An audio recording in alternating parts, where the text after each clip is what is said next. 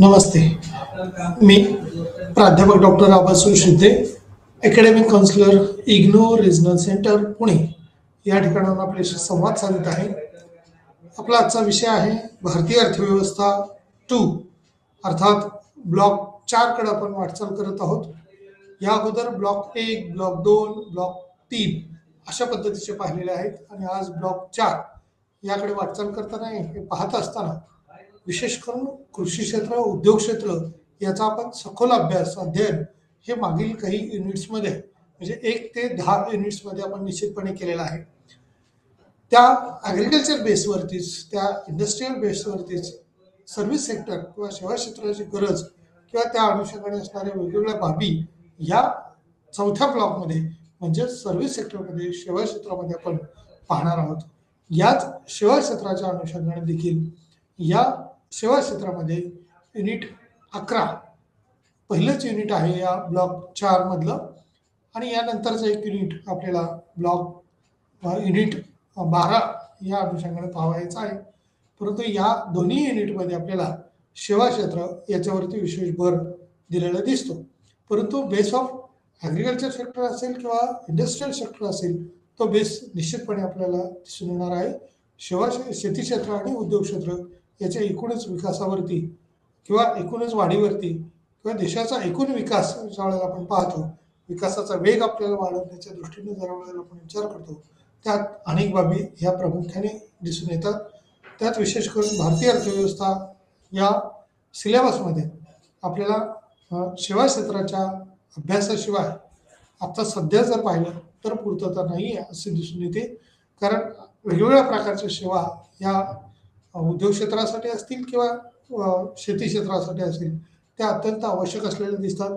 एकूणच देशाचा विकास करण्याच्या दृष्टीने सेवा क्षेत्रातली गुंतवणूक जशी वाढलेली आहे तशा पद्धतीनं GDP मधला शेअर देखील हिस्सा देखील सेवा क्षेत्राचा मोठ्या प्रमाणावर वाढलेला आहे. स्वातंत्र्योत्तर काळात विशेष करून त्याच्यात प्रचंड वेगाने वाढ झालेली आपल्याला दिसून येते. ॲज अ कम्पॅरिझन आपल्याला दुसऱ्या देशाची आपण तुलना करतो त्यावेळेला ही स्थिती अशीच दिसून येते की इतर देशाच्या बाबतीत आपण आजही तुलनात्मकरित्या सेवा क्षेत्रात कमी आहोत.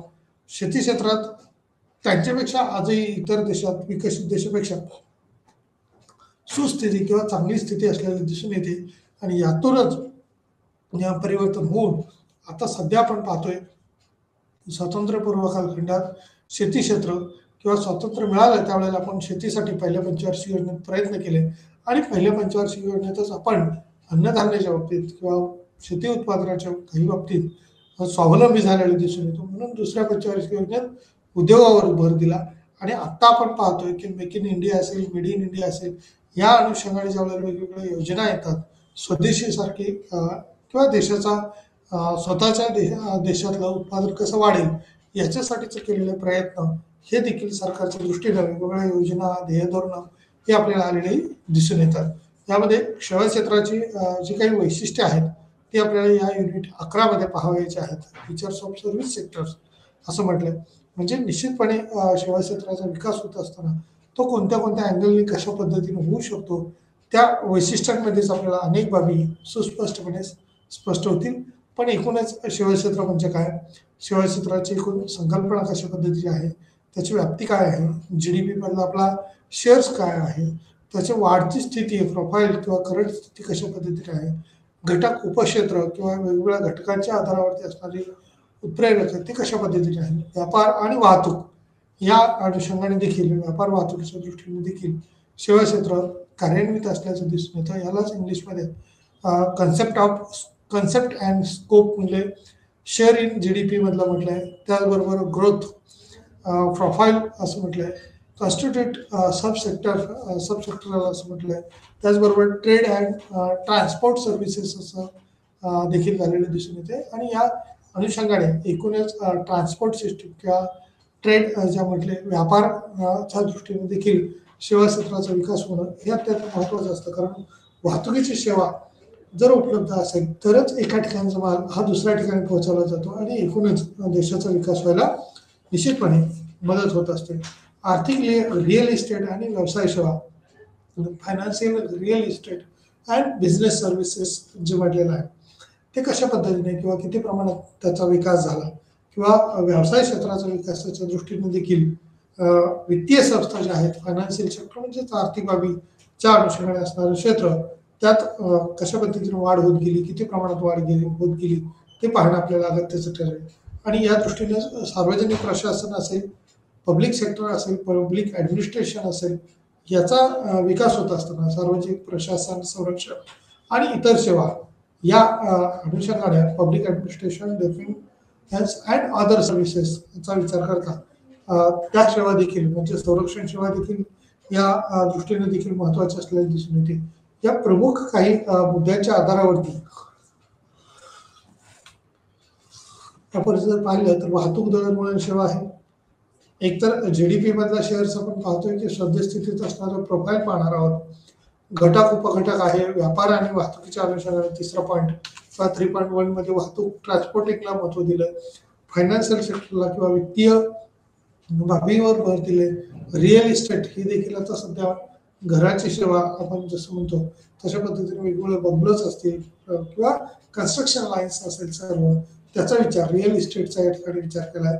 आणि व्यवसायाच्या अनुषंगाने वेगवेगळ्या प्रकारचे व्यापार लाईन किंवा व्यवसाय असतील ती देखील सेवा देतात, कारण त्याच्यात कुठलीही निर्मिती नसते परंतु आहे याच्यामध्येच तुम्हाला सर्व्हिस त्या ठिकाणी प्रोव्हाइड करणं हे देखील तितकंच महत्त्वाचं आहे. त्यामुळे सार्वजनिक क्षेत्रात किंवा सार्वजनिक प्रशासन, संरक्षण आणि इतर सेवा या तत्परतेने जर मिळाल्या तर निश्चितपणे देशाचा विकास व्हायला हे निश्चितपणे आपल्याकडे आहे ती मनुष्यबळ हे योग्य पद्धतीने कार्यान्वित होतं. म्हणजेच public administration, defence and other services ज्या वेळेला आपण पाहतो त्या कशा पद्धतीने डेव्हलप झालेल्या आहेत, विकसित झालेल्या आहेत ते पाहणं अगत्याचं ठरेल. अनौपचारिक सेवा क्षेत्र ही जे आहे त्याच्यामध्ये इन्फॉर्मल सेक्टर आहे. इन्फॉर्मल सेक्टरमध्येच अनौपचारिक क्षेत्र म्हटलंय. अनौपचारिकमध्ये मग बांधकाम क्षेत्रात काम करणारे कारागीर असतील त्यांचं देखील अनौपचारिक क्षेत्रामध्ये समावेश केला जातो किंवा अशा अनेक क्षेत्र आहेत की ज्याच्यामध्ये प्रत्यक्ष नाही परंतु अप्रत्यक्षरित्या अनौपचारिक क्षेत्रात अनेक काम करणारे कामगार दिसतात. त्याचबरोबर मध्यवर्ती सेवा क्षेत्र जे आहे, इंटरमिडिएटेड सर्व्हिस सेक्टर्स जे आहे त्याचा देखील याच्यात समावेश होतो. आणि रोजगाराच्या अनुषंगाने एम्प्लॉयमेंट ज्या आहेत त्या देखील ग्रोथ झालेल्या दिसतात. त्या अनुषंगाने एम्प्लॉयमेंट ग्रोथ किंवा वाढ त्याची होणं अपेक्षित दिसते. या युनिटमधून गेल्यानंतर सेवा क्षेत्राची दोन मूलभूत वैशिष्ट्ये आहेत. एक, भारतात 1950 ते 14 या कालावधीतील GDP मधील क्षेत्राचा वाटा कशा पद्धतीने होता किंवा कशा पद्धतीने बदललेला आहे तो दिसून येईल. सेवा क्षेत्राच्या अलीकडील 2013 ते 17 या वाढीचा प्रोफाईलची त्यांची तुलना किंवा कृषी आणि औद्योगिक क्षेत्र याच्यात होणारी वाढ ही कशा पद्धतीने आहे ती देखील त्याच्यातून दिसून येईल. त्याच अनुषंगाने बॉन्डच्या अनुषंगाने प्रमुख घटक उपक्षेत्राची वैशिष्ट्ये या देखील बाबी दिसून येतील. अनौपचारिक सेवा क्षेत्रावर एक टीप दिलेली दिसून येते किंवा त्या अनुषंगाने काही बाबी या प्रकर्षाने जाणवतील.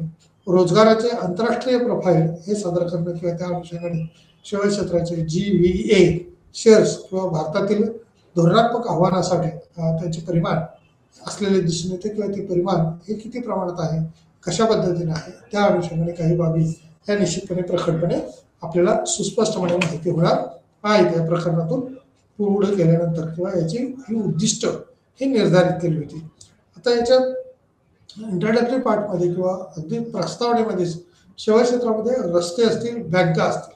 आता या रस्ते आणि बँका या जर आपण पूर्वीच्या काळातले जर पाहिलं तर रस्त्याची सोय किंवा उपलब्ध जे काही रस्ते होते ते अंतर्गत असतील, राष्ट्रीय महामार्ग असतील किंवा रेल्वे मार्ग देखील असतील हे पुरेशा प्रमाणात उपलब्ध नव्हते. आता या पुरेशा प्रमाणात उपलब्धी असल्यामुळं आपल्या सर्वांचा टाइम त्या ठिकाणी सेव्ह होणार आहे, म्हणजे वेळ वाचायला आपल्याला निश्चितपणे मदत झालेली दिसते. म्हणजे रस्ते त्याच्यासाठी किंवा रस्त्याचं जाळं असणं हे देखील तितकंच महत्त्वाचं असतं. मुंबईसारखं असेल, दिल्लीसारखं असेल अशा शहरांचा ज्यावेळेला आपण विचार करतो त्यावेळेला त्या ठिकाणच्या रेल्वे वाहतूक ही रक्तवाहिनी असल्यासारखं आपल्याला म्हटलं जातं. याचं मुख्य कारणच असं आहे की रक्तवाहिनी म्हणण्यामागचं मूळ कारण काय आहे तर रस्त्याशिवाय ट्रान्सपोर्टिंग फॅसिलिटी ही चांगल्या पद्धतीने होऊ शकत नाही आणि वाहतूक सुविधा किंवा सेवा ही पुरेशा प्रमाणात उपलब्ध नाही झाली, मिळाली नाही तर त्याचा फायदा झालेला दिसत नाही. बँका असतील, उपलब्ध नसलेल्या क्षेत्रात कोणताही उद्योग हा उभारता येणार नाही. त्यामुळं रस्ते आणि बँका जर उपलब्ध नसतील पुणे मुंबई असेल किंवा दिल्ली असेल, कलकत्ता असेल किंवा इतर राज्यात असेल, या क्षेत्राचा पहिल्यांदा विकास होणं हे अगत्याचं असतं. जसं शैक्षणिक संस्था देखील त्यांचाही विकास त्या एरियामध्ये असेल तर लोकवस्ती किंवा एकूणच कामगारांची संख्या या ठिकाणी एम्प्लॉय उपलब्ध होऊ शकतील आणि त्याचा बेनिफिट हे नक्की मिळेल. खरेदी केलेल्या उत्पादनाची विक्रीनंतरची सेवा हमी नसल्यास ती चांगली वापरली जाऊ शकत नाही. काही सेवा किंवा इतर अशा प्रकारे समर्थन करणे अपरिहार्यपणे आवश्यक आहे.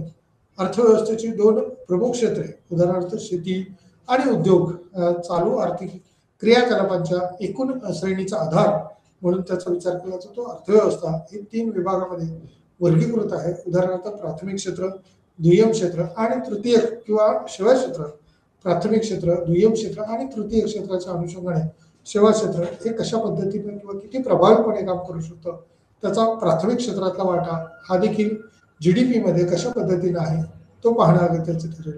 नैसर्गिक साधनापासून मिळवलेल्या उत्पादनावर आधारित क्रियाकलाप आणि कृषी असेल किंवा खाणकाम असेल, वनीकरण असेल, मत्स्यपालन असेल आणि इतर उत्पादनं जी थेट आपण मार्केटपर्यंत येतात त्या अनुषंगाने म्हणजे एकूणच कृषी क्षेत्राचं एकूण झालेलं उत्पादन त्याला ट्रान्सपोर्टिंग करणं असेल किंवा त्याला इतर सुविधा उपलब्ध करून देणं असेल, नैसर्गिक साधनाचा जोपासना करायचा असेल, या दृष्टीने सेवा क्षेत्र हे योग्य प्रमाणात सहकार्य किंवा त्याच्यातून होणारी मागणी ही तितकीच महत्त्वाची ठरते. म्हणजे एम्प्लॉयबिलिटी जशी आपण म्हणतो, अधिकची एम्प्लॉयबिलिटी जी आहे, अधिकची लोकसंख्या जी शेतीवर अवलंबित आहे ती लोकसंख्या या ठिकाणी सेवा क्षेत्रात कार्यरत होऊ शकते आणि त्याच्यातून मोठ्या प्रमाणावर लाभ हे मिळणारे दिसतात किंवा ते फायदेशीर ठरतील असा या ठिकाणचा अंदाज आपल्याला दिसतो. त्यामुळे अर्थव्यवस्थेचे 2 प्रमुख क्षेत्र जे आहेत ती शेती आणि उद्योग हे आहेत. हे 2 क्षेत्राच्या आधारावरतीच खरं तर शेतीमध्ये वेगवेगळ्या प्रकारचं प्रोडक्शन घेतलं जातं आणि उद्योग क्षेत्रामध्ये त्याच्यावर प्रक्रिया केली जाते. परंतु याच्यात तिसरा टप्पा ज्या वेळेला आपण आता युनिट 3 किंवा युनिट 11 पाहतोय ब्लॉक 4 मध्ये, त्यावेळेला सेवा क्षेत्राच्या अंतर्गत जर विचार करता हा तिसरा घटक देखील तितकाच महत्वाचा आहे. त्यामुळे एकूणच क्रियाकलापामध्ये या वेगवेगळ्या घटकामध्ये एकूण श्रेणीचा आधार म्हणून अर्थव्यवस्था ही 3 विभागामध्ये वर्गीकृत आहे. उदाहरणार्थ प्राथमिक क्षेत्र, दुय्यम क्षेत्र आणि तृतीय किंवा सेवा क्षेत्र हे प्राथमिक क्षेत्र त्यांना संदर्भित करते आणि नैसर्गिक संसाधनापासून मिळवलेल्या उत्पादनावर आधारित क्रियाकलाप, कृषी, खाणकाम, वनीकरण, मत्स्यपालन आणि इतर उत्पादने जी थेट विचारात घेतली जातात आहेत त्यावरून देखील या बाबी सुस्पष्टपणे दिसून येतात. त्याबरोबर रस्ते असेल, बँका असेल, उपलब्ध नसलेल्या क्षेत्रात कोणताही उद्योग हा उभारता येणार नाही किंवा त्या अनुषंगाने देखील खरेदी केलेल्या उत्पादनाची विक्रीनंतरची सेवा हमी ही नसल्यास ती चांगली वापरली जाऊ शकते किंवा ती कशा पद्धतीने यूज होईल त्यावरती अनेक घटक हे अवलंबून आहेत. संकल्पना आणि व्याप्ती सेवा उद्योग किंवा सेवा क्षेत्र हे कमावणाऱ्या संस्थांनी बनलेले आहेत. उत्पादने विकून किंवा सेवा ऑफर करून महसूल, त्यात किरकोळ औद्योगिक विकासासाठी वाहतूक, वितरण इत्यादी, त्यात मानवाचे रूपांतर किंवा मानवी श्रमाचे रूपांतर आपण म्हणूया करण्याच्या कार्यात गुंतलेल्या क्षेत्राच्या सेवांचा समावेश आहे. मानवी भांडवलामध्ये वेगवेगळ्या बाबी मुख्यत्वे नॉन कमोडिटी उत्पादन क्षेत्र जे आहे त्याचा विचार केला. प्राथमिक आणि माध्यमिक क्षेत्रापेक्षा वेगळे बाबी या दिसून येतात. सेवा क्षेत्राची नॉन हस्तांतरण क्षमता म्हणजे सेवा क्षेत्रातून होणारं हस्तांतरण जे आहे ते कशा पद्धतीने होऊ शकतं, किती प्रमाणात होऊ शकतं. एकतर विशिष्ट व्यक्तीसाठी किंवा लोकांच्या गटासाठी सेवा ह्या उपलब्ध केल्या जातात आणि त्याचा लाभ हा त्यांना दिला जातो. म्हणजे बँकिंग सेवा ही एका व्यक्तीसाठी किंवा विशिष्ट व्यक्तीसाठी ही तयार केली जाऊ शकते. म्हणजे जशा वेगवेगळ्या बँका आहेत त्याचे ग्राहक हे वेगवेगळ्या प्रकारचे असू शकतात. कारण एखाद्याच बँकेचे सर्वच ग्राहक असतील असं होत नाहीये. म्हणजे RBIच्या मार्फत वेगवेगळ्या बँकांची स्थापना किंवा त्यांना असणारं परमिशन, अफिलिएशन आपण म्हणूया ते पुरेशा प्रमाणात असणं आणि त्यांनी त्यांच्या मार्फत आपलं जाळं विणणं किंवा वाढवणं हे या ठिकाणी दिसून येतं. त्यामुळे एकतर विशिष्ट व्यक्तीसाठी किंवा लोकांच्या गटासाठी उत्पादित उदाहरणार्थ बँकिंग सेवा या एका व्यक्तीसाठी किंवा विशिष्ट व्यक्तीसाठी तयार केली जाते. याच सेवांच्या आधारावरती अनेक घटकांचा वाढ, अनेक घटकांचा विकास हा झालेला दिसून येतो. त्यामुळे GDP मध्ये वाटा स्वातंत्र्याच्या वेळी भारताच्या GDP मध्ये सेवा क्षेत्राचा वाटा हा 30% कमी होतो. त्याचबरोबर पुढच्या 30 वर्षात त्यात वाढ झाली आहे. हळूहळू 1980 पर्यंत 40% पोहोचलेलं दिसून येतं. नवीन स्वातंत्र्योत्तर कालखंडात भारत हा प्रामुख्याने कृषीप्रधान होता आणि त्या कृषीप्रधान देशामध्ये किंवा आता सध्या आपण 80च्या दशकाचं बघतोय किंवा 1955च्या नंतर जर पाहिलं 1955 नंतर तर कृषीप्रधान अर्थव्यवस्था म्हणून देखील ओळखलं जातं. कारण भारतात शेतीचं उत्पादन मोठ्या प्रमाणावर होतं आणि या कृषीप्रधान अर्थव्यवस्थेच्या आधारावरती उद्योग क्षेत्राचा आणि सेवा क्षेत्राचा विकास करणं हे तितकंसं सोयीचं नसलं तरी GDP मधला हिस्सा जो आहे तो नंतर जसं सुरुवातीला शेतीचा वाढलेला होता तसंच आता सेवा क्षेत्राचा वाढलेला दिसतोय. त्यामुळं सर्वोच्च 1950 मध्ये 50%हून अधिक वर्षापूर्वी त्यांच्यामध्ये भारताच्या GDP मधील वाटा हा 30%हून 16% असा खाली आलेला दिसून येतोय. म्हणजे 1919 मध्ये 2019 मध्ये उद्योगाचा संबंधित असणारा हिस्सा हा 15 वरून वाढला आणि 1950 मध्ये त्याची टक्केवारी जी आहे ती बदललेली दिसते. त्यामुळे 2019 मध्ये सुमारे 30% याच्यात बदल झालेला दिसतो.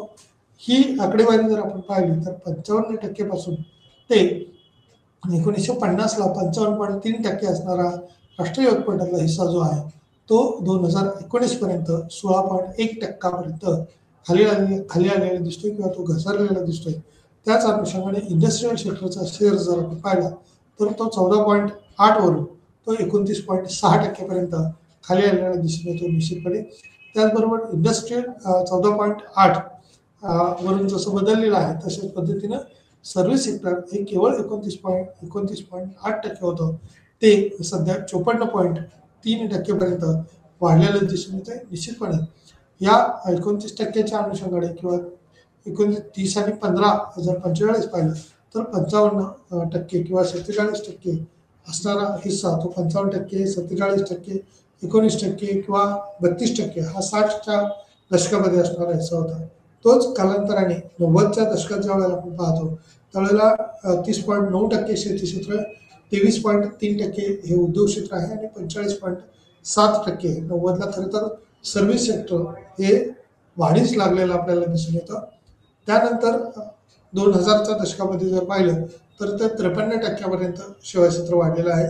2014 मध्ये याची वाढ जी आहे ती 51.1% पर्यंत वाढलेली आहे.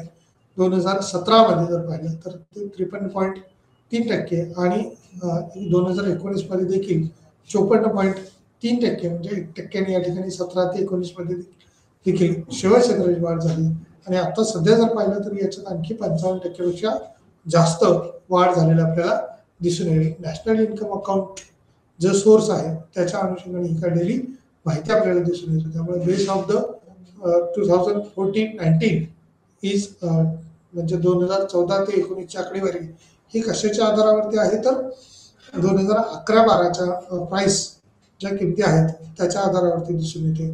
त्यामुळे previous years it is at 2004-5 prices म्हणजे 2004-5च्या आधारावरती देखील पूर्वीच्या किमती या विचारात घेऊन त्याची आधारभूत किंमत विचारात घेऊन या GDPतला शेअर काढलेला आहे.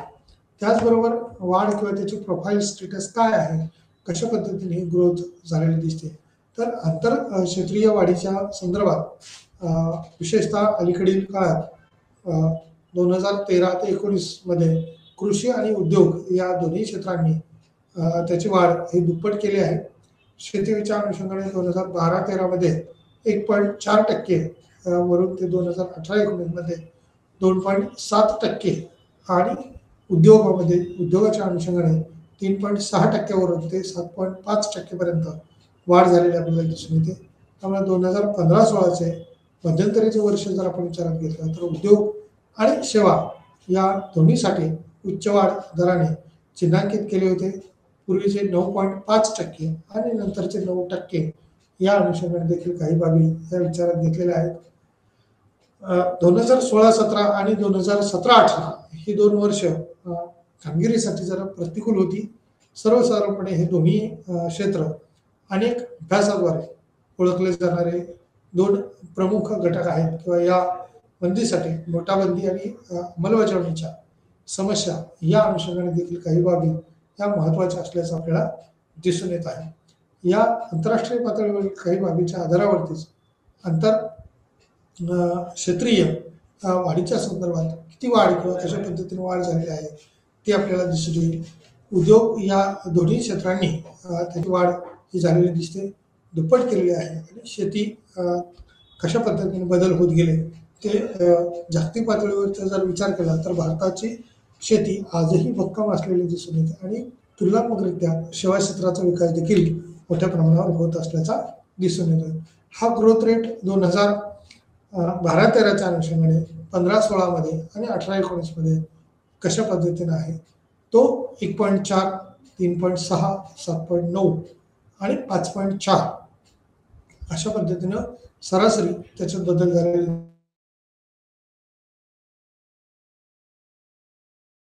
आंतरराष्ट्रीय व्यापार मध्ये प्रामुख्याने ICT किंवा माहिती आणि संप्रेषण तंत्रज्ञान इत्यादीचा देखील त्याच्यात विचार करावा लागतो. सेवा ICT सेवांनी भारतीय निर्यातीत अनेक पटींनी वाढ केली आहे. भारताच्या व्यापार अधिशेषात वाढ झालेली दिसते.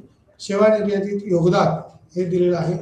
चांगल्या पगाराच्या नोकरीची संख्या ही वाढवून सर्वसमावेशक किंवा आर्थिक वाढ आणि आर्थिक उच्च उत्पादक क्षेत्रामध्ये कामगारांचे पुनर्वाटप झालेले दिसून येतं.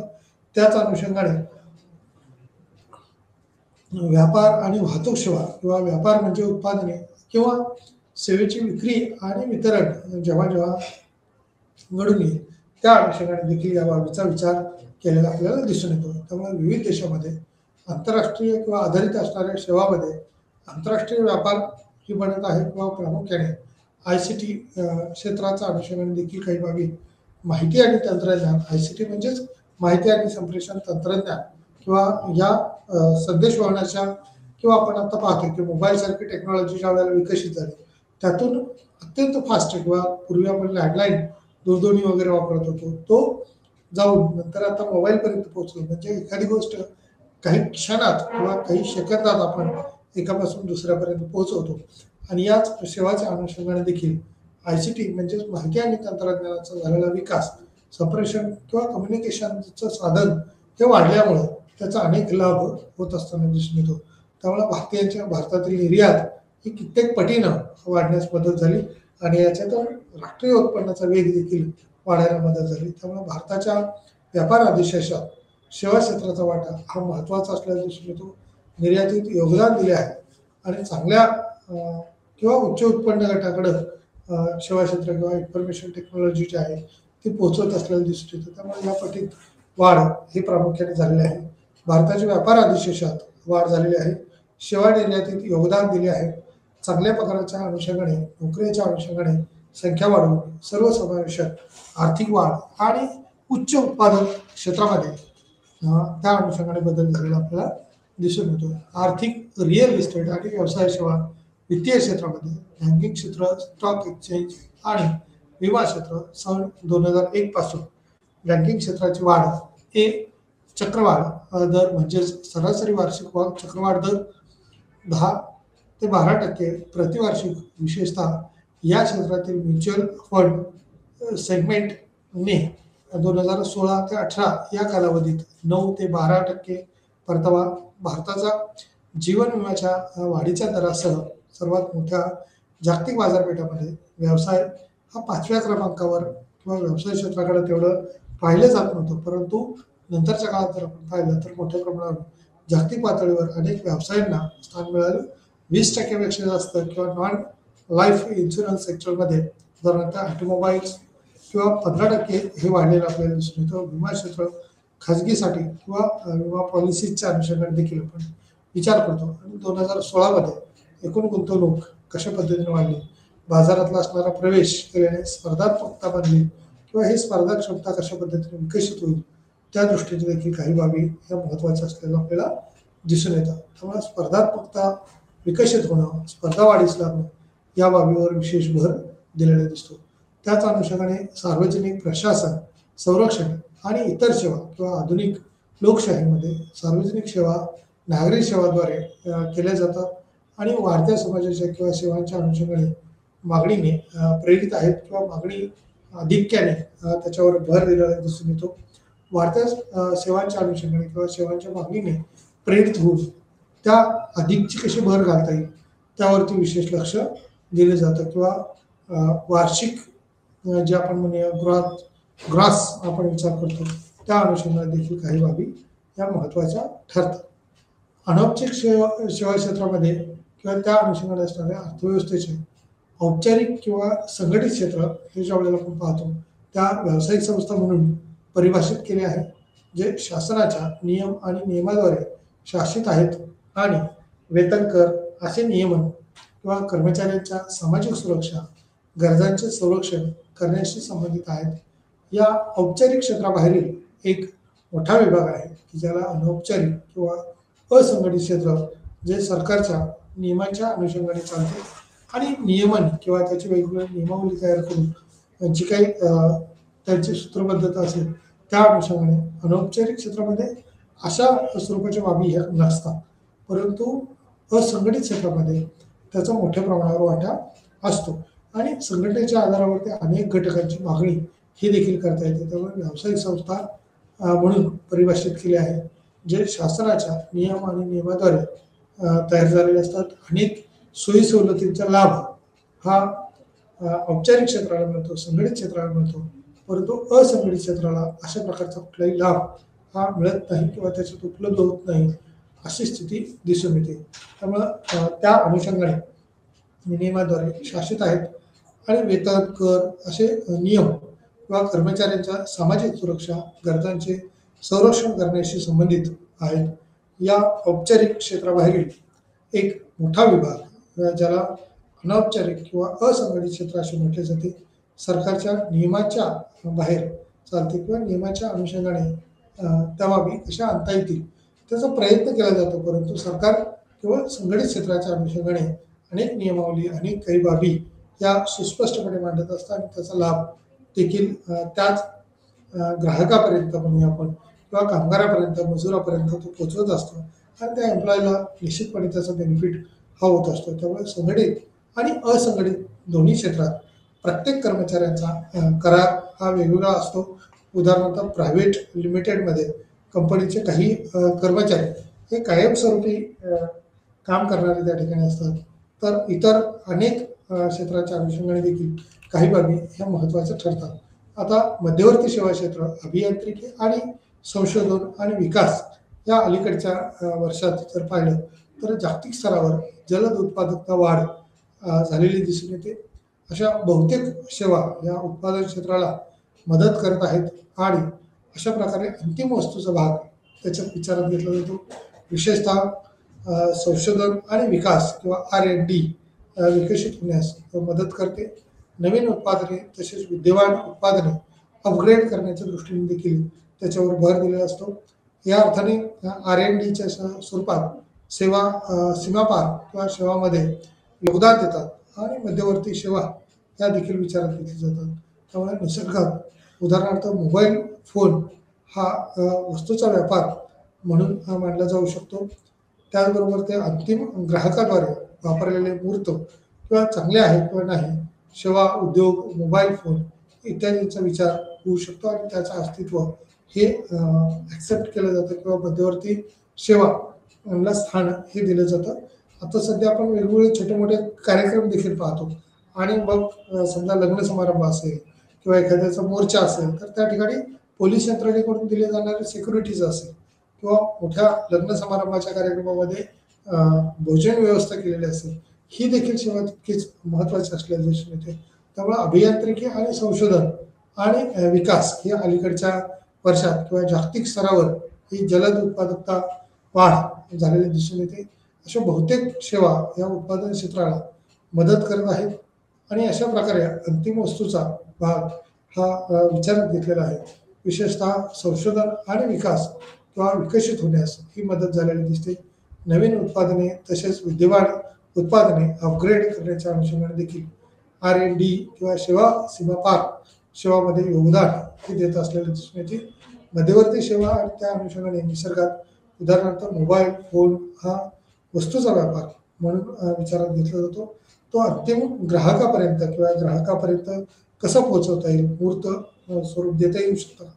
सेवा उद्योग मोबाईल फोन इत्यादीच्या दृष्टीने देखील त्याला अनेक बाबी या प्रकर्षाने जाणवतील. रोजगाराच्या दृष्टीने 45पेक्षा जास्त काळ हा वयोमर्यादेचा काळ आपण विचारात घेतला आहे.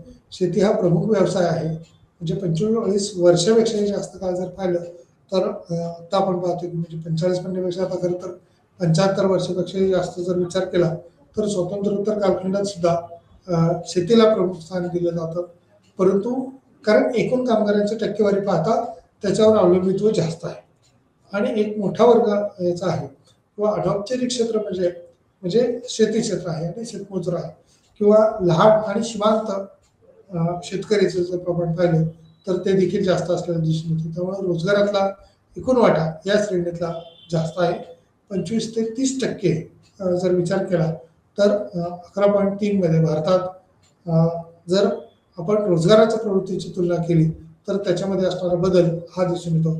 सेवा क्षेत्रासह इतर विकसित आणि विकसनशील क्षेत्रात देशामध्ये भारतातील सेवा क्षेत्रातील रोजगाराचा वाटा हा वाढलेला दिसतो किंवा तशा पद्धतीने तो बदललेला आहे. याच अनुषंगाने इंटर कंट्री प्रोफाईलच्या अनुषंगाने जर विचार केला तर contribution of service sector in gross value added and employment country GDP 2015 employment 2016 त्या अनुषंगाने इंडिया 53.2%, एम्प्लॉयमेंट 28.6%, चायना 49.7% किंवा एम्प्लॉयमेंट 42.4%, मेक्सिको 60.4% आणि एम्प्लॉयमेंटमध्ये 61.2%, ब्राझील 72.0%, त्याचबरोबर एम्प्लॉयमेंटमध्ये 68.9% आणि याच ब्राझीलच्या अनुषंगाने युनायटेड किंगडममध्ये 79.9% GDP मधला आपला इंटर कंट्री प्रोफाईलचा विचार करता contribution of service sector gross value added and employment gross व्हॅल्यूमध्ये ज्यावेळेला आपण विचार करतो त्यावेळेला सेवा क्षेत्र हे युनायटेड किंगडममध्ये सर्वात जास्त असलेलं आपल्याला दिसून येते. म्हणजे जवळपास 79.9% हे युनायटेड किंगडममध्ये जीडीपी सेवा क्षेत्राचा हिस्सा आहे. तर भारतात जर ज्यावेळेला आपण पाहतो तो 53.2% तो 15 मध्ये होता आणि त्यानंतर झालेला बदल हा देखील तितका महत्वाचा आहे. युनायटेड स्टेट्स ऑफ अमेरिकेच्या अनुषंगाने 79.3% हा किंवा 80.0% असणारा दिसून येतो. त्यामुळे या टेबलच्या अनुषंगाने आपण विचार करता सोर्सेस जर पाहिले तर आय लॉस्ट स्टेट डेटाबेस या अनुषंगाने देखील आपल्याला यातली माहिती ही उपलब्ध होती. म्हणजे 80% लोकसंख्या ही सेवा क्षेत्रावर अवलंबून आहे. भारतात आजही केवळ 28% किंवा 28.6% लोकसंख्या ही सेवा क्षेत्रावर अवलंबून असलेली दिसून येते. चायनामध्ये ती 42% आहे. म्हणजे बऱ्यापैकी जास्त किंवा भारतात जर पाहिलं तर त्याच्यामध्ये दुप्पट संख्या ही चायनाची असलेली दिसून येतं. त्याचबरोबर मेक्सिको सारख्या देशात जर पाहिलं तर ती 61% आहे. निश्चितपणे युनायटेड किंगडमची आणि युनायटेड स्टेटची ही लोकसंख्या 80% लोकसंख्या ही सेवा क्षेत्रावर अवलंबून त्यांचा GDP मधला शेअर्स देखील तो जवळपास दोन्ही देशांचा विचार करता तो 80% पर्यंत आहे. 79.9% किंवा 79.3% असा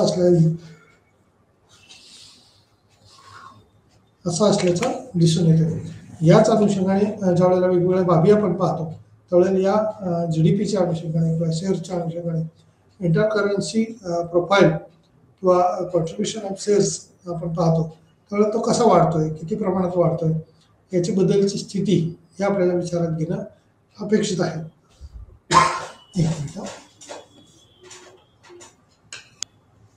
याच GDPच्या अनुषंगाने किंवा त्यातल्या माहितीच्या आधारावरती आपण ज्यावेळेला पाहतो त्यावेळेला या युनायटेड किंगडममध्ये 80% लोकसंख्या किंवा एम्प्लॉयमेंट जे आहे ती आपल्याला मोठ्या प्रमाणावर दिसून येते. आणि हीच एम्प्लॉयमेंट 2016ला जशी होती तशीच आता भारतात देखील हे एम्प्लॉयमेंट वाढणं गरजेचं आहे किंवा एकूण लोकसंख्येतला मोठा हिस्सा हा त्याच्यामध्ये जाणं हा अगत्याचं ठरेल, अपेक्षित असणारा दिसून येईल. आता एकूण रोजगाराच्या अनुषंगाने जसं पाहिलं तसं आपण थोडक्यात रिकॅप पाहताना काय काय बाबी आपल्याला म्हणता येतील ते आपण बघूया. यात सुरुवातीच्याच अनुषंगाने इंट्रोडक्शनमध्ये आपल्याला किंवा ऑब्जेक्टिव्हमध्ये सांगितलं होतं की सेवा क्षेत्राची दोन मूलभूत वैशिष्ट्ये आहेत. 1950 ते 14 या कालावधीमधील GDPचा हिस्सा आपल्याला पाहायचा आहे आणि तो अलीकडच्या काळात 13-17 पर्यंत त्याची प्रोफाईल किंवा त्याची वाढ ही कशा पद्धतीने झाली. कृषी आणि औद्योगिक क्षेत्र याच्यात झालेला बदल आपल्याला दिसून येईल. बॉन्डच्या प्रमुख घटक किंवा उपक्षेत्राची स्थिती ही देखील पाहिलेली आहे. अनौपचारिक सेवा क्षेत्रावर एक टीप किंवा त्या अनुषंगाने दिलेल्या बाबी या दर्शवलेल्या आहेत. रोजगाराचे आंतरराष्ट्रीय प्रोफाईल साधारण विचारात घेतलेला आहे. सेवांचे GVA किंवा शेअर्स हे भारतातील धोरणात्मक आव्हानासाठी त्याचे परिमाण हे विचारात घेतलेलं आहे. त्याच अनुषंगाने सेवा क्षेत्राची दोन मूलभूत जी वैशिष्ट्ये आपल्याला सांगितली त्या अनुषंगानेच काही ऑब्जेक्टिव्ह हे विचारात घेतले. तीच आपल्याला इंट्रोडक्टरी पार्टमध्ये आपण जर पाहिलं तर आपल्याला रोडच्या स्वरूपात किंवा रस्त्यांच्या स्वरूपात असेल, बँका असतील, त्याची उपलब्धता ही कशा पद्धतीनं वाढत गेली आहे किंवा देशाच्या विकासातलं योगदान हे कसं बदलत गेलं आहे ते दर्शवलेलं आहे. खरेदी केलेल्या उत्पादनाची विक्रीनंतरची सेवा हमी नसल्यास ती चांगली वापरली जाऊ शकत नाही. काही सेवा किंवा इतर अशा प्रकारे समर्थन करणे किंवा अपरिहार्यपणे आवश्यक असलेल्या बाबी या देखील दिसून येतात. अर्थव्यवस्थेचे दोन प्रमुख क्षेत्र उदाहरणार्थ शेती आणि उद्योग किंवा चालू आणि आर्थिक क्रियाकलापांच्या एकूण श्रेणीचा आधार म्हणून अर्थव्यवस्था या तीन विभागामध्ये वर्गीकृत उदाहरणार्थ प्राथमिक क्षेत्र, दुय्यम क्षेत्र आणि तृतीय क्षेत्र यांचा त्यामध्ये समावेश झालेला दिसतो. त्यामुळे सेवा क्षेत्र हे प्राथमिक क्षेत्र त्यांना संदर्भित करते किंवा नैसर्गिक संसाधनापासून मिळवलेल्या उत्पादनावर आधारित असलेलं दिसून येतं. नैसर्गिक संसाधनापासून मिळवलेल्या उत्पादनावर आधारित असणाऱ्या क्रियाकलाप किंवा त्या अनुषंगाने असणाऱ्या बाबी याच्यामध्ये कृषी खाणकाम, वनीकरण, मत्स्यपालन आणि उत्पादनाच्या अनुषंगाने उत्पादने जी थेट बाबी विचारात घेतात किंवा त्या अनुषंगाने काही बाबतीत हे निश्चितपणे विचारात घेतले जातात. नैसर्गिक संसाधनापासून मिळवलेल्या उत्पादनावर आधारित क्रियाकलाप आणि कृषी खाणकाम, वनीकरण या बाबी त्या अनुषंगाने त्याच्यातला होणारा विचार हा निश्चितपणे दिसतो. त्याच अनुषंगाने संकल्पना आणि व्याप्ती किंवा सेवा उद्योग आणि किंवा सेवा क्षेत्र हे कमावण्याच्या संस्थांनी बनलेले आहेत. उत्पादने विकून किंवा सेवा ऑफर करून महसूल, त्यात किरकोळ किंवा औद्योगिक विकासासाठी वाहतूक, वितरण इत्यादी, त्यात मानवाचे रूपांतर करण्याच्या अनुषंगाने देखील कार्यात गुंतलेल्या क्षेत्राच्या अनुषंगाने सेवांचा समावेश हा झालेला दिसून येतो. मानवी भांडवलामध्ये हे क्षेत्र मुख्यत्वे नॉन कमोडिटी उत्पादक क्षेत्र आहे. प्राथमिक आणि माध्यमिक क्षेत्रापेक्षा ते वेगळे आहे. मूळ वैशिष्ट्य सेवा क्षेत्राची ही नॉन हस्तांतरणीय क्षमता म्हणजेच सेवा आहेत. एकतर विशिष्ट व्यक्तीसाठी किंवा लोकांच्या गटासाठी उत्पादित, उदाहरणार्थ बँकिंग सेवा असतील, एका व्यक्तीसाठी किंवा विशिष्ट व्यक्तीसाठी तयार केली जाते आणि त्या अनुषंगाने विशिष्ट ग्राहक वर्ग हा डोळ्यासमोर ठेवून बँका आपल्या वेगवेगळ्या योजना, मग अगदी होम लोन असेल, पर्सनल लोन असेल, व्हेकल लोन असेल, याचा स्ट्रक्चर हे तयार केलेलं असतं आणि वेगवेगळ्या पद्धतीनं त्याचं इम्प्लिमेंटेशन करण्याच्या दृष्टीनं प्रयत्न केला जातो. त्यामुळं संकल्पना आणि व्याप्ती किंवा सेवा उद्योग किंवा सेवा क्षेत्र हे कमावणाऱ्या संस्थांनी त्याच्यावरती अभ्यास केलेला असतो. त्याचं इम्प्लिमेंटेशन या अनुषंगाने कसं होईल, त्याच्यातली अंमलबजावणी कशी होईल, त्याच्यावर लक्ष निश्चितपणे दिलं जातं. त्यामुळे उदाहरणासाठी जे बँकिंग क्षेत्र घेतलं आहे त्यात विचार झालेला दिसतो. GDPच्या अनुषंगाने वाटा पाहिला आपण तो 30% कमी होता. टेबलला 11.11च्या अनुषंगाने जो पुस्तकाच्या अनुषंगाने दिलेला आहे तो पुढच्या 30 वर्षात त्यात वाढ झालेली आहे. हळूहळू 1980 पर्यंत स्वातंत्र्योत्तर कालखंडात म्हणजे 1947ला स्वातंत्र्य मिळालं, परंतु 51 पासून जी पंचवार्षिक योजना तयार केली त्या आधारावरती 1971 पर्यंत, परत 81 पर्यंत जर पाहिलं तर त्याच्यात बदल होत गेली. स्थित्यंतर 30 किंवा 40 वर्षात कालांतराने त्याच्यात बदल झालेले दिसतात. याच 30 वर्षात 80पर्यंत किंवा 90पर्यंत जरी अगदी म्हटलं तरी त्याच्यात नवीन स्वतंत्र असं यंत्रतंत्र किंवा साधन सामग्रीच्या अनुषंगाने कशी वाढ करता येईल यावर भर दिला. परंतु 72चा दुष्काळ आणि 80ची बेरोजगारी किंवा अनएम्प्लॉयबिलिटी जर पाहिली तर ही मोठी समस्या असल्याने दिसून येते. आणि 1990 मध्ये आपण पुन्हा खाजगीकरण, उदारीकरण आणि जागतिकीकरण याच्यावरती विशेष भर दिला.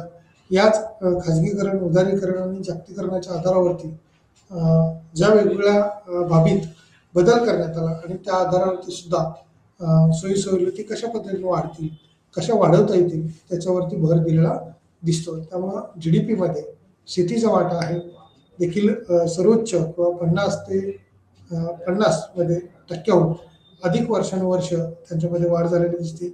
भारताच्या GDP मधील वाटा हा 30% 16% झाल्याचं दिसून येतो. 19 मध्ये तो उद्योगाचा संबंधित हिस्सा हा 15 वरून वाढलेला आहे. 1950 मध्ये त्याच्यात बदल झालेला दिसतो आणि 19 मध्ये सुमारे 30% पर्यंत त्याच्यात टक्केवारीच्या अनुषंगाने बदल झालेला आहे. सेक्टरल शेअर इन GDP किंवा पर्सेंटेजमध्ये 49-49च्या अनुषंगाने 50, 60, 70, 80, 90 आणि 2000, 2014, 2017 आणि 2019 या सुरुवातीच्या 10-10 वर्षात तो सर्व्हिस सेक्टरचा वाटा जो आहे तो 29%, 32%, 35%, 40%, 45%, 53%. हा खरं तर 90 ते 2000 या कालखंडात 8% जास्त सेवा क्षेत्राचा हिस्सा जो आहे तो खाजगीकरण, उदारीकरण आणि जागतिकीकरण या धोरणामुळं आपल्याला वाढलेला दिसतो. आणि तोच 2000चा वाटा हा आजही तेवढ्याच प्रमाणात आहे. म्हणजे जर आपण 53.7 पाहिला तर तो 54.3 पर्यंत केवळ 1% वाढलेला आपल्याला दिसून येतोय. म्हणजे 2000 मध्ये झालेली ग्रोथ आणि 2019 मध्ये असणारी ग्रोथ ही तेवढ्याच प्रमाणात असलेली दिसून येते सर्व्हिस सेक्टरच्या अनुषंगाने. ॲग्रिकल्चरचा जर विचार केला तर तो वाटा निश्चितपणे घटलेला आहे. तो 20.7 पर्यंत किंवा कमी झालेला आहे. 21.8 असा कमी झालेला आहे. म्हणजे 55 वरून केवळ 21.8 असं झालेला आहे. तो नंतर शेती क्षेत्र हे 16.1 असं घटलेलं आहे. हे निश्चितपणे ॲग्रिकल्चर घटणं ही चांगली बाब आहे. परंतु सर्व्हिस सेक्टरमध्ये 2000च्या अनुषंगाने 2019 मध्ये तुलनात्मक तितकीशी वाढ झालेली आपल्याला दिसत नाही किंवा अगदी 1% वाढ ही झालेली दिसते. म्हणजे 53.7 वरून केवळ ती 54.3 पर्यंतच वाढलेली आपल्याला दिसून येते. दरम्यानच्या काळात त्याच्यात घट होती. 53.7 असेल, 51.1 असेल किंवा 53.3 असेल. हा GDP मधला शेअर जो आहे सर्व्हिस सेक्टरचा तो घटलेला आपल्याला दिसून येतो किंवा घटला होता. विशेष करून याच्यातल्या असणाऱ्या काही बाबी या प्रकर्षाने विचार करू शकतात किंवा त्याच्या एम्प्लॉयबिलिटीवर त्याचा परिणाम होऊ शकतो. त्यामुळं आंतरराष्ट्रीय पातळीवरती जसं आपण पाहिजे तसंच देशांतर्गत पातळीवर देखील आंतरक्षेत्रीय वाढीचा संदर्भ घेऊन काही विशेष बाबी या तक्त्याच्या आधारावरती 2013 ते 19 या कालखंडातल्या पाहता येतील. कृषी आणि उद्योग या दोन्ही क्षेत्राने त्यांची वाढ ही दुप्पट केली आहे. शेतीच्या अनुषंगाने 2012-13 मध्ये 1.4% वरून ती 2 किंवा 18-19 मध्ये ती 2.7% आणि उद्योग क्षेत्राच्या अनुषंगाने 3.6% वरून ती 7.5% पर्यंत बदललेली दिसते. 2015-16चे मध्यंतरीचे वर्ष विचारात घेता उद्योग आणि सेवा या दोन्हीसाठी उच्च वाढ दराने चिन्हांकित केले होते. पूर्वीचे 9.5% आणि नंतरचे 9% अशी जर वाढ आपण विचारात घेतली तर त्याच्यात कालांतराने बदल होत गेलेले आहेत किंवा त्या अनुषंगाने तशा प्रकर्षाने बदल आपल्याला दिसून येतात. त्यामुळे कामगिरीची प्रतिकूल जशी बाजू पाहिली जाते तशी अनुकूल बाजू देखील आपल्याला प्रोफाईलच्या दृष्टीने हे पाहणं आवश्यक आहे. म्हणजे शेती क्षेत्राचा हिस्सा घटणं हे जसं आपल्याला योग्य वाटत नाही, परंतु सेवा क्षेत्राचा हिस्सा वाढायला पाहिजे हे योग्य वाटतं. त्यावेळेला शेती क्षेत्रातली घट ही सुद्धा फायदेशीर असल्याने आपल्याला दिसून येते. म्हणजेच GDPचा हिस्सा जो आहे तो मोठ्या प्रमाणावर असल्याचं आपल्याला पाहायला मिळेल किंवा त्या अनुषंगाने तसे बदल हे प्रकर्षाने जाणवतील.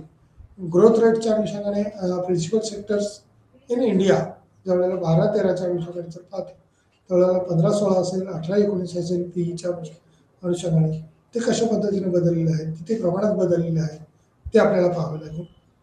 म्हणजेच ॲग्रिकल्चर सेक्टर, इंडस्ट्रीयल सेक्टर याच्यामध्ये कसे बदल होतात, किती प्रमाणात बदल होतात ते आपल्याला दर्शवता येऊ शकतं. किंवा सर्व्हिस सेक्टरमध्ये तसे बदल हे 5.4 असतील, 8.0 असेल, 6.6 असेल, तो बदल झालेला आपल्याला दिसून येत आहे.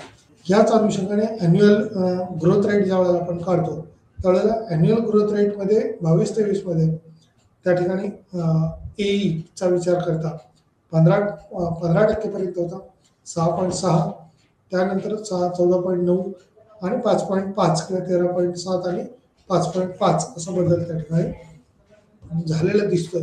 म्हणजे त्याच्यात अपेक्षेप्रमाणे बदल हे झालेले आपल्याला अनुभवायला मिळतात किंवा पाहावयास मिळतात. घटक उपयोगी घटकाच्या अनुषंगाने या हायलाईटमध्ये व्यापार क्षेत्र असेल, हॉटेल असेल, रेस्टॉरंट असेल याच्यावरती विशेष भर दिलेला दिसतो. वाहतूक, साठवण आणि दळणवळण या बाबी देखील तितक्याच महत्त्वाच्या आहेत. आर्थिक आणि वास्तविक स्टेटच्या अनुषंगाने किंवा वास्तविक स्थितीच्या अनुषंगाने व्यवसाय, सेवा किंवा सार्वजनिक प्रशासन, संरक्षण, कायदा आणि आदेश आणि त्याच अनुषंगाने न्याय व्यवस्था इत्यादी अलीकडील ट्रेड सर्व्हिसेस हा अधिक लोकप्रिय शब्द आहे किंवा WTOच्या अनुषंगाने देखील त्या संदर्भात काही बाबी ह्या विचारात घ्याव्या लागतात. व्यापार आणि वाहतूक सेवाच्या अनुषंगाने व्यापार म्हणजे उत्पादने किंवा सेवेची विक्री आणि वितरण. जेव्हा असा व्यापार होतो किंवा व्यापार असतो तेव्हा विविध देशामध्ये आधारित या सेवांचा समावेश हा झालेला दिसून येतो. सेवामध्ये आंतरराष्ट्रीय व्यापार बनतो. प्रामुख्याने ICT किंवा माहिती आणि संप्रेषण तंत्रज्ञान इत्यादीचा देखील त्याच्यात विचार होत असतो. सेवा ICT सेवांनी भारतीय निर्यातीत अनेक पटींनी ही वाढ केलेली आहे.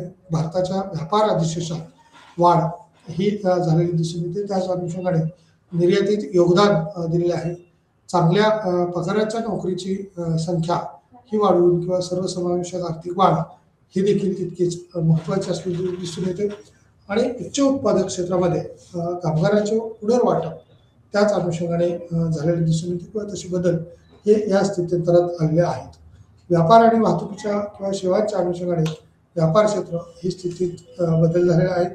आर्थिक रिअल इस्टेटच्या अनुषंगाने आणि व्यवसायाच्या अनुषंगाने देखील तितकेच बदल किंवा वित्तीय क्षेत्रामध्ये बँकिंग क्षेत्र, स्टॉक एक्सचेंज आणि विमा क्षेत्र किंवा सन 2001 पासून बँकिंग क्षेत्राची वाढ एक चक्रवाढ दर म्हणजेच सरासरी वार्षिक चक्रवाढ दर आणि 12% अनुषंगाने झालेला बदल हा देखील प्रकर्षाने दिसून येतो. 16 ते 18 या कालावधीत 9 ते 12% परतावा हे अपेक्षित विचारात घेतलेला आहे. भारतात जीवन विमा किंवा विमा पॉलिसीजचा देखील विचार होतो. वाढीच्या दरासह सर्वात मोठ्या जागतिक बाजारपेठामध्ये व्यवसाय हे 5व्या क्रमांकावर आहे आणि 20% जास्त किंवा नॉन लाईफ इन्शुरन्स सेक्टरमध्ये उदाहरणार्थ ऑटोमोबाईल क्षेत्राचा देखील त्याच्यात समावेश आहे. तो 15% आहे किंवा वाढलेला आपल्याला दिसून येतो. विमा क्षेत्र खाजगीकरणाच्या अनुषंगाने देखील खुले करण्यात आलेले आहे. 2016मध्ये गुंतवणूक केली आहे किंवा त्या अनुषंगाने त्याच्यात बदल तसे झालेले आपल्याला दिसून येतात. सार्वजनिक प्रशासन, संरक्षण आणि इतर सेवा किंवा आधुनिक लोकशाहीमध्ये सार्वजनिक सेवा आणि नागरिक सेवाद्वारे केल्या जातात किंवा आणि वाढत्या समाजाच्या किंवा सोयी सुविधांच्या अनुषंगाने देखील सेवांच्या मागणीने प्रेरित वाढ ही झालेली दिसते. राष्ट्रीय संरक्षण ही एक अशी सेवा आहे की ज्यासाठी प्रचंड सार्वजनिक खर्च आवश्यक आहे. 2013मध्ये भारताने प्रथम संरक्षण क्षेत्रातील FDI मर्यादा वाढवण्यास मान्यता दिली आहे. वेळ तेव्हापासून या उपक्षेत्रात उल्लेखनीय स्वरूपात बदल झालेले दिसतात. 2017मध्ये सार्वजनिक सेवा बाबी या देखील प्रकर्षाने वाढलेल्या आहेत. त्याच पद्धतीत या रोजगार सुविधा असतील, मध्यवर्ती सेवा असतील, याच्यात झालेले बदल असतील किंवा रोजगाराच्या अनुषंगाने म्हटलं तसं ग्रोथ रेटच्या किंवा करंट प्रोफाईल्सच्या अनुषंगाने देखील contribution of service sector in gross value added employment त्या अनुषंगाने देखील काही बाबी या महत्त्वाच्या ठरतील. सेवा क्षेत्रामध्ये व्यापार असेल, दळणवळण आणि वाहतूक याच्यावर प्रकर्षाने महत्त्व दिलेलं आहे किंवा महत्त्वाच्या बाबी आहेत. आर्थिक रिअल इस्टेटच्या अनुषंगाने देखील व्यवसाय क्षेत्र हा तितकाच महत्त्वाचा आहे. सार्वजनिक प्रशासन आणि संरक्षण यापैकी अनेक उपक्षेत्रांनी देखील अलीकडच्या या बाबीचा विचार केलेला आहे. 1990 आणि 2000 या कालखंडात जर विचार केला, या दशकाचा जर विचार केला, तर नंतर ज्यामध्ये उपक्षेत्रे की ज्याच्यामध्ये वाढ झालेली आहे 10 ते 20% या श्रेणीतील दर हा परिणामी सेवाचा वाटा हा भारताच्या GDP मधील क्षेत्राने 58% पर्यंत बदललेला दिसतो. काही वर्षासाठी त्याच्यात वाट्याला स्पर्श केलेला होता किंवा त्या अनुषंगाने बदल झालेला आपल्याला दिसून येतो. म्हणजेच एकूण सेवा क्षेत्राचा विकास हा देशाच्या GDPच्या दृष्टीने फायदेशीर असलेला दिसून येत आहे. या ठिकाणी आपण थांबूया. धन्यवाद. Thank you so much.